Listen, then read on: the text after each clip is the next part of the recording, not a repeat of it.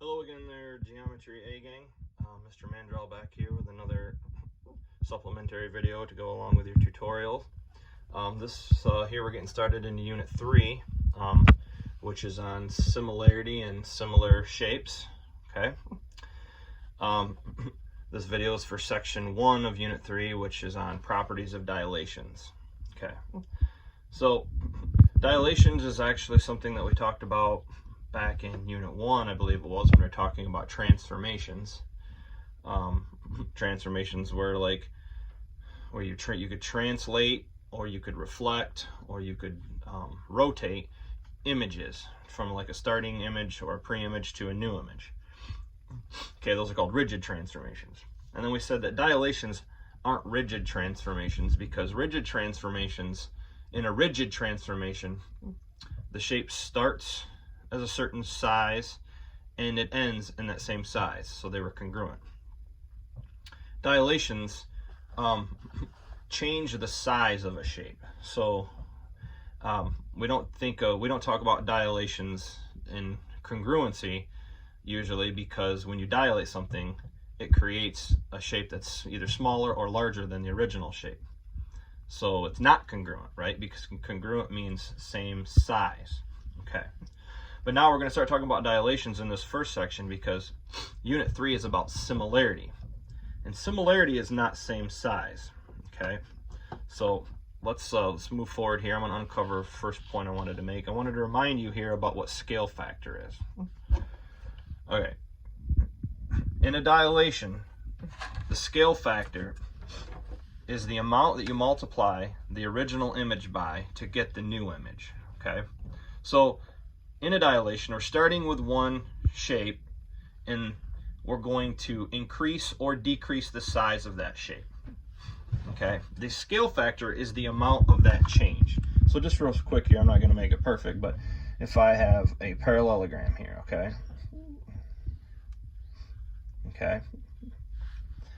and I want to dilate it, so this is going to be a dilation, just to review. We've seen this before.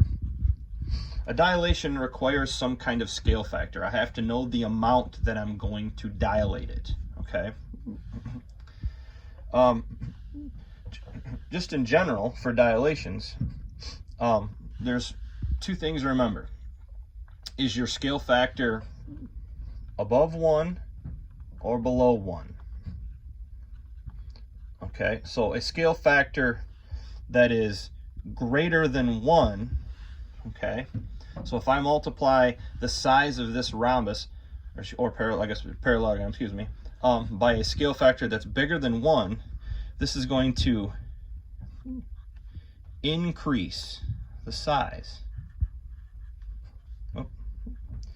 Increase the size of the shape, right?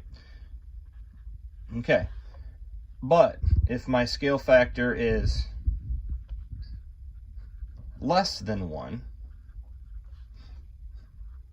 okay, so less than 1, that's going to decrease the size, okay, which makes sense. It's just kind of like,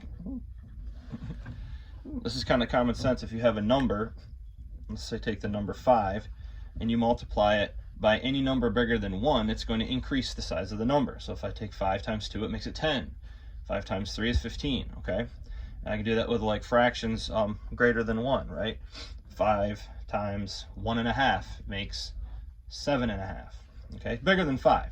But if I multiply by a scale factor less than 1, it's the same thing in numbers. If I multiply 5 by a number less than 1, so a number less than 1 meaning basically a fraction less than 1, so if I multiply 5 by half, then it's going to give me 2.5, so 5 gets smaller. If I multiply 5 by 1/5, then that's 1, the number 1. So it makes it smaller, okay? Now, obviously, the middle ground here is, what about the number 1 itself? If you multiply the number by 1, you just get that number back, right? We learned that a long time ago. 5 times 1 is 5. It's the same thing as a scale factor for a shape dilation. If I multiply the size of this parallelogram by 1, I just get the same parallelogram back, just like multiplying a number by 1. So if I multiply, obviously if I multiply this parallelogram here, the size of it, by 1/2, okay, a scale factor of 1/2, that's going to decrease it by half. All right, so it's going to be, and I'm just roughing this here, it's not perfect, but I'm going to get a parallelogram that's about half the size. Okay, but if I multiply it by 2, that's going to double the size, right? Okay, now again, this is just a rough sketch. So the scale factor is what determines the size of your change. Okay. Now, the important thing here, though, is the size change, but what doesn't change? Okay, so the size of the shape changes because the lengths of the sides change, right? The length of this bottom side here corresponds to the bottom side here on this new image, and it is cut in half. So this side here, if this side, let's say originally was 8, it is now 4 in this image because I multiplied by half. If it's a true parallelogram, that makes this one 8 and that one 4 as well. Let's say this one here was 3, right? That makes this one 1.5, okay, or 1.5. Same thing here, right? Okay, so dilations don't create congruent images. We've already said that, right? When it dilates, it's not congruent anymore. It's not congruent to itself because of the fact that it does change size, right? If this one was 8 to begin with here, then this is now 16, right? Because it's going up by, it's multiplied by 2. Okay. Oh, I can't see that at all. All right, 8 and 16. All right, so if this was 3, that makes this 6, right? Okay, so it's the size of the size of the sides that change. But what doesn't change, and we've said this before too, the angles on the inside do not increase or decrease. They stay the same. So this angle here corresponds to this angle over here, and they are still equal or congruent. Okay, just because the sides get longer doesn't mean that the angles open up more or close more. They're still the same. All right, now in a parallelogram, opposite sides are congruent, so technically these should be marked orange as well. And then the other ones here, this is congruent to this one, and these are congruent here. Better double mark those. There we go. So the angles don't change when it's dilated. So this one was cut in half. This one here was increased or doubled, multiplied by 2, right? I could do a scale factor of multiplied by 3, multiplied by any number, okay? But the angles don't change, all right? They are still congruent. Okay, now what is that called? What is it called when the angles don't change but the side lengths do? That is not congruency. These shapes aren't congruent to each other, because if they were congruent to each other, they'd have equal sides, and they don't have equal sides. This is called similarity. These shapes are similar. So when you dilate something, the new shape that you get from the old one is similar to the old one. Or you say the new image is similar to the pre-image, because of the fact that it has the corresponding angles are congruent. And now what we say is the corresponding sides are proportional, meaning that they're not congruent. Obviously 8 is not 4, right? But they increase by the same amount. So 8 increases to 4 by the fact that it's half of 8. 8 decreases to 4 because 4 is half of 8. 3 decreases to 1/2 because 1/2 is 1.5, excuse me, is 1/2 of 3, right? 8 here increases to 16 because 16 is twice as much as 8. 3 increases to 6 because 6 is twice as much as 3. So corresponding sides are proportional. They're proportional by the fact that they have the same scale factor. All right. Now, so to put this in like definition words here, similar polygons. So this goes for similar parallelograms like I just showed you. It could be similar triangles, similar pentagons, trapezoids, whatever. In similar polygons, the corresponding angles are congruent. The angles don't change, but the corresponding sides are proportional, meaning that when you go from one side to the other, when the two corresponding sides, so let's say the bottom of the one on the left and the bottom of the one on the right, they change by the same amount. They're proportional. So it's like cut in half, or it's multiplied by 2, or it could be multiplied by 3. The change from one side to the other side is equal for across all sides. The corresponding sides are proportional. Okay. Now, one other thing that I wanted to make point of here as well, and I'll go ahead and uncover this, is slopes. Okay, so I'm gonna go ahead and read it. It says the slopes of corresponding sides from original image to new image are congruent. Okay, so if I take a figure, now I'm gonna go ahead and put this one right on the grid here. So if I take a shape like this, let's say let's go back to a triangle here. So I've got a triangle here that has points here, 3 points here. Okay. So this triangle here, let's call this ABC. It has point A is at over 1 up 5. So the point 1, 5. And then point B is at over 1 up 1. So 1, 1. And point C is at over 3 up 1. The point 3, 1. Okay. Now, let's do a dilation of this, all right? I'm gonna go ahead and I'm just gonna dilate this by 2. So I'm gonna do dilate by a scale factor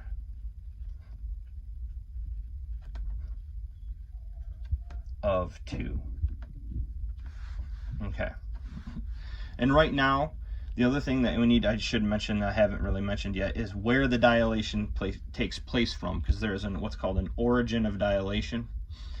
In this one, we'll say the origin of dilation comes from 0, 0, meaning that the explosion or the blow up or the change in size starts from the point 0, 0 and then moves outward. Okay. So we're going to dilate it by a scale factor of 2. All right, so in order to do that, we literally just take and multiply the coordinates here of each point by 2, both coordinates. So we're going to take point A, all right, which is the point 1, 5, and we're going to multiply that by 2, both coordinates. So the 1 times 2 is 2, and then the 5 times 2 is 10. So that's going to make a new point, and we're going to call that A prime, right? We've done this before. So A prime moves from 1, 5 out to 2, 10, because we increase the size by 2, scale factor 2. So I'm going to go over to, I'm going to change color here real quick. I'm going to go over to the point 2, 10, over 2, up 10. 1, 2, 3, 4, 5, 6, 7, 8, 9, 10, so way up here. Okay, so there's my A prime. All right. Now, point B is currently at 1, 1. And I want to dilate that by a scale factor of 2, so I'm going to multiply it by 2. So 2 times 1 is going to give me 2 for the x coordinate, and 2 times 1 is going to be 2 for the y coordinate. That's my new B prime. All right, so over 2 up 2, it's going to be kind of right in the middle of this other one. Over 2 up 2, it's going to be right in the middle of the first, our pre-image. There's my B prime. And then point C is going to change from the point 3, 1. We're going to multiply both the x and the y coordinate by 2 here, and you're going to get 2 times 3 is going to be 6. 2 times 1 is 2. There's my C prime. All right, so the point 6, 2 over 6. 1, 2, 3, 4, 5, 6, up 2. Okay, so I have my new image here. Triangle ABC has now been dilated to triangle A prime, B prime, C prime. Okay. Dilated by a scale factor of 2, and none of this makes sense. If you look at it, obviously, the blue triangle is twice the size of the red triangle. Now, I know this because I look at the sides. Going back to what we said about the side lengths. The side lengths should have all changed by the same amount, or the same scale factor, right? They should have changed by a factor of 2, meaning that they should have doubled in size. So if I look at side BC, right? Side BC is 2 units long. If I start at B and I count over to C, it's 1, 2. That means B prime, C prime better be 4, because that's twice the size of this one, which is 2. So if I start here, 1, 2, 3, 4. Sure enough, it is. This one here, side AB, is 1, 2, 3, 4. So this one better be 8. 1, 2, 3, 4, 5, 6, 7, 8. Yep, sure it is. And then how would I find the length of this side? Well, I would use the distance formula because it's a diagonal side. And if I use the distance formula, which I'm not going to do right here because I want to make some other points, but I would use the distance formula to find how far AC is, and I would find A prime to C prime would be double that amount. Okay? So, now, obviously, these two shapes are not congruent because one is bigger than the other, but we say they're similar. They're similar because the angles have not changed. This one here, in fact, this angle here, use a darker color, is a 90-degree angle. It's still a 90-degree angle in that shape. This angle here, angle BAC, would be congruent to angle B prime, A prime, C prime. And then angle BCA in the original shape would be congruent to angle B prime, C prime, A prime.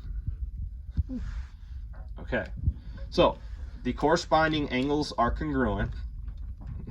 The corresponding sides are proportional. That means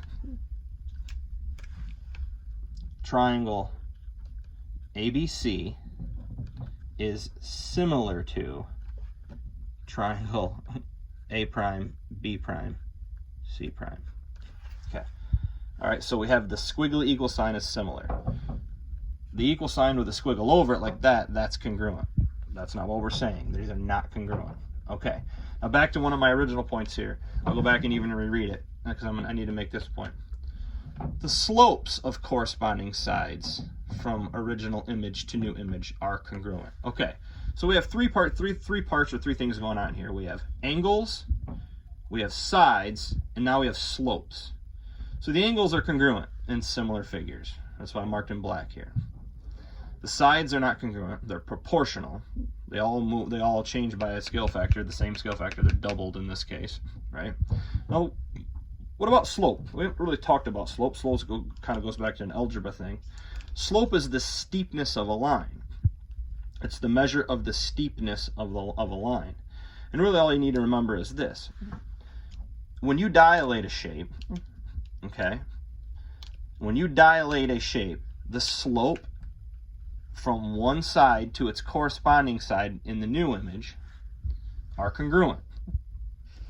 Okay, so if I take, and let's look at that diagonal line here, that diagonal side. So we're going to say side AC, okay? AC corresponds on the blue triangle to side A prime, C prime. Okay? That means that they have the same slope. They're not the same length, but they have the same slope. They have the same steepness. And it's obvious here because we should know from algebra that if two lines have the same slope, they're parallel. So if I were to take this line here, which is A prime, C prime, and this line here, which is AC, like my two markers, they run parallel. They run on continuously into infinity to left and right, up and down, without ever touching. Now, if I can prove this, right? So slope is just the measure of the steepness of a line. It's the amount, it's your y change over x change, right? It's the amount we go up or down from point to point over top of the amount we go left and right from point to point. So if let's start with the pre-image here, triangle ABC. So I want to find the slope from point A to point C.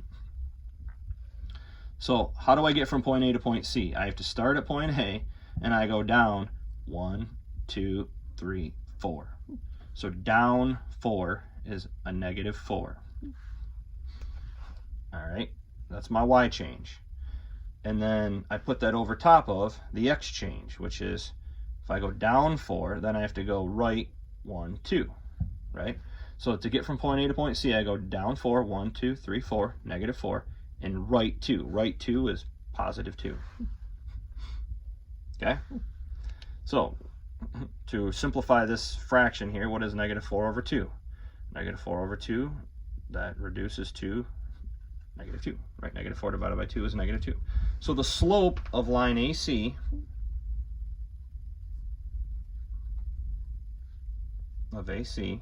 equals -2. Okay. Now, A prime, C prime corresponds to AC, so they better have the same slope, or they should have the same slope. So let's go from A prime to C prime. So here we go. A prime, 1, 2, 3, 4, 5, 6, 7, 8. Down 8. Down 8 is -8. Marker's getting a little weak. Over the amount I go right or left. In this case, I'm going right again. So down 8, and then 1, 2, 3, 4. Right 4. Okay, now obviously, it's not the same distance traveled as far as going down and right. And the first one I had to go down 4, this one I had to go down 8. And this one here I had to go right 2, this one I had to go right 4. But it's the same fraction. -8 divided by 4 is -2, right? They both simplify to -2, so that means their slopes are the same. So the slope of A prime C prime is -2 as well. So in dilated figures, okay, okay, the slopes from the pre-image to the new image are equal, okay? Now one thing you kind of got to be aware of, or you got to be careful of, is you can't say that the slopes of all similar figures are equal, because I could do this. I could draw an image here. Let's say I draw let's go with a parallelogram. I could draw a parallelogram here, okay? And I could dilate it by a scale factor of 2, so increase the sides by 2. By a scale factor of 2, so multiply all these side lengths by 2. So that's going to change. Let's say I take it, and this side here would be 8, and this side would be 8 because it's 4, and that's going to change these. But let's say I not only dilate it by a scale factor of 2, but I flip it as well. I turn it sideways. So 1, 2, 3, 4. And then we're going to go, let's see, 1, 2, 3.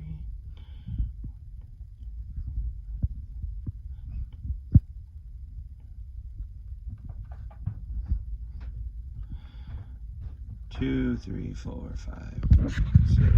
Okay, 1, 2, 3, 4, 5, 6. Okay. So if I call this side AB, and let's say this is side A prime B prime, so it came from the original, from this side, and let's say this is C prime, or excuse me, C inside D, so that would make this C prime, D prime, okay? All right, so I scaled this up by multiplying by 2, all right? But not only did I dilate it by multiplying by 2, but then I like rotated it and I turned it. Okay, so these are similar figures in the sense that they have congruent corresponding angles, and the corresponding sides are proportional. They've been increased by size of 2. But that doesn't mean that they have the same slopes necessarily, because in this case I turned it.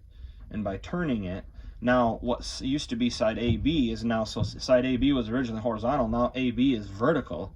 Well, remember, slopes, if two lines have the same slope, they run parallel. Well, these two sides obviously don't run parallel. This one here would intersect it, okay? So just because two shapes are congruent, or excuse me, just because two shapes are similar doesn't mean they have equal slopes. But what you do know is two shapes that have been dilated, just dilated, okay, so just dilated like this, have equal or congruent slopes. Their corresponding sides have congruent slopes.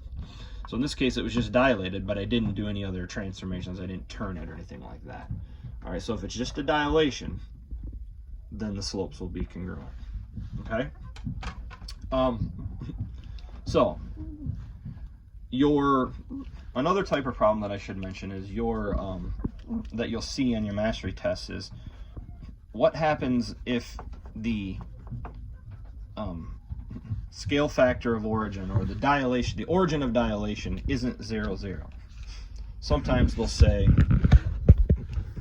sometimes they'll give you a problem like this, where you'll be given a shape. So let's just go back to our triangle, or some kind of triangle here. All right, and I've got triangle A, B, C, and they'll say that triangle ABC has been dilated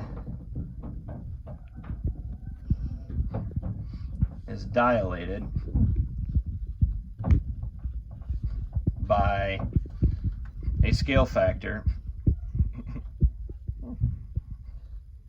and it doesn't matter what it is here. Let's just say a scale factor of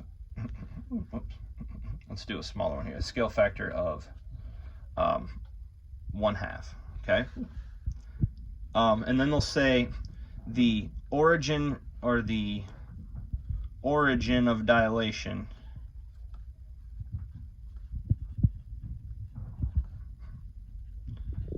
instead of, if it was the origin itself, if the center of dilation was the origin, it'd be at 0, 0.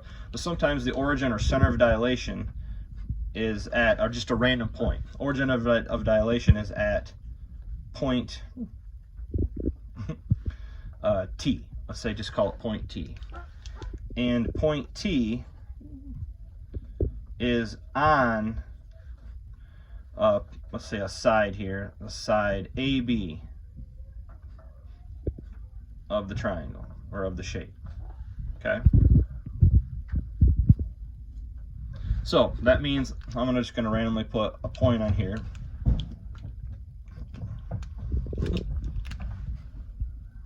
So I'll call that point T. Okay, now what we're used to is seeing the shapes, like on this one here, where the center of dilation was the origin. These shapes started in one position, and then they got larger, but they moved out. Not only did the corresponding sides get bigger by twice as much, but it moved away. It blew up and it blew out this way. When you have the center of dilation as a random point, and that point is actually on the triangle itself, okay, then what'll happen is the dilated shape will, the side of that shape that gets changed or dilated that has that point on it will stay in the same location, because the center of dilation is right there on that point. So if you have the center of dilation being a point like point T, and it's on side AB, and you dilate to a new shape by 1/2, that means side AB is going to be half the length, or it's going to change by half the length. So my new image, call it A prime B prime, is going to shrink down by 1/2. Well, right now it's 1, 2, 3, 4, 5. It's going to shrink down by 1/2, which means it's going to be, my new one's going to be about, let's see, here, okay, and then BC will shrink down by 1/2, okay, and AC will shrink down by 1/2. Okay, but you see how, so this is my A prime, I know it's kind of getting small, B prime, C prime, or my new image, but you see how this side here, A prime, C prime, is half the size of AC, and it pulled inward from AC, it's removed from it. B prime, C prime is half the size of BC, and it pulled inward, all right, but side A prime, B prime didn't pull inward into the inside of the triangle when it got cut down by 1/2. It stayed out here on this because of the fact that the origin of dilation is not 0, 0 here. It is right here at point T. So if the origin of dilation happens to be a point on one of the sides, that side will shrink down by the amount that it's supposed to, which in this case is the 1/2, okay? But it stays put on that side that it was originated from, because this is where the origin of dilation falls at. It's kind of like thinking of like a black hole in space. It's like, you know, it sucks everything into one point, and if it would have been down here at 0, 0, it would have shrunk it down towards that, all right? Cut them in half and shrunk it down. But since the origin of dilation, or the origin of like a black hole, sucks it inward, that side there stays put right on that side. So because that's the type of question you're going to see, several types of questions that you'll see in your mastery test, I know, is it'll want to know what happens if the center of dilation, or that point, is on side AB. Well, then you just need to state that you know that side A prime B prime will also be on side AB, okay? Or that point will also be on A prime B prime. Okay, I know it's kind of a foggy thing, but it's really just kind of a common sense thing. That point there just stays on both lines. It's on A prime B prime, and then once it's on AB, and then once it shrinks down to A prime B prime, it stays right on that side. Okay, all right. So a lot of things going on in this section. The biggest thing that you just need to remember to take away from this is that in a dilation, and when you do a dilation, you're creating similar polygons. The new image is similar to the original image. It's not congruent. Okay. So again, if you ever have any questions, feel free to call, text, email me. You got my contact info, and I can help you work through it. All right. So good luck, and hope to hear from you.